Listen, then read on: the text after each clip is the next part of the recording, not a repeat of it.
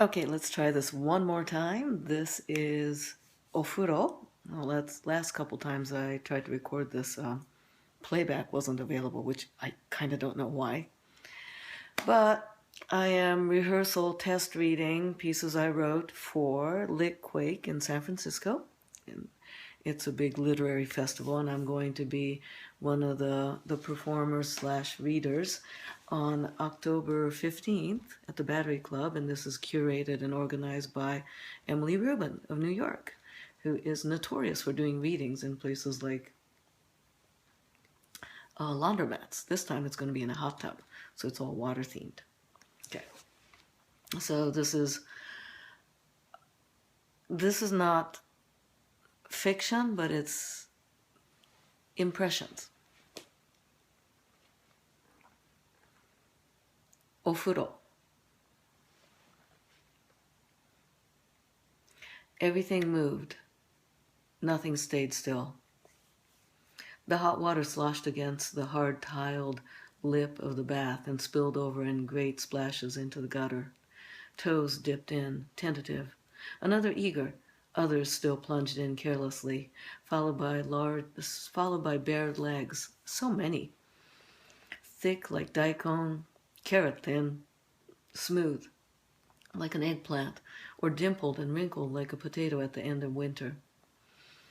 As the legs straddled over the bath edge, small washcloths called the tenugui hovered delicately before the mons of the women, held with the lightest pinch of centuries of etiquette.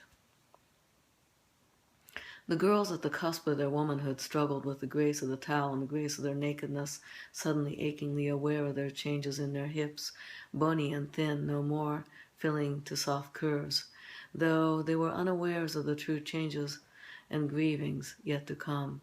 They fumbled with the tenugui and laughed awkwardly, casting envious glances at the young children running and shrieking, utterly uncaringly naked. The women at the cusp of middle age glanced enviously at those awkward woman-childs. The crones smiled at them all, deep furrows of joy and sorrow moving around narrowing eyes.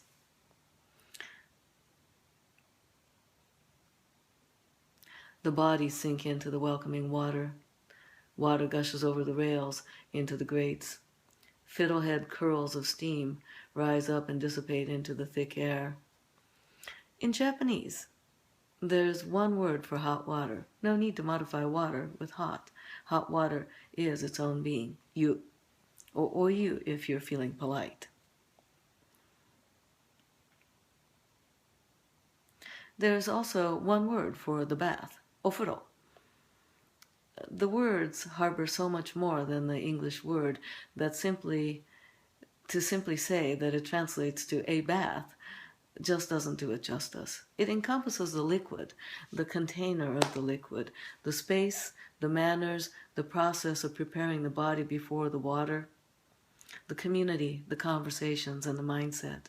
Perhaps the ancient Romans, the Ottomans, the Koreans have words of the water with similar visceral sense of comfort and longing.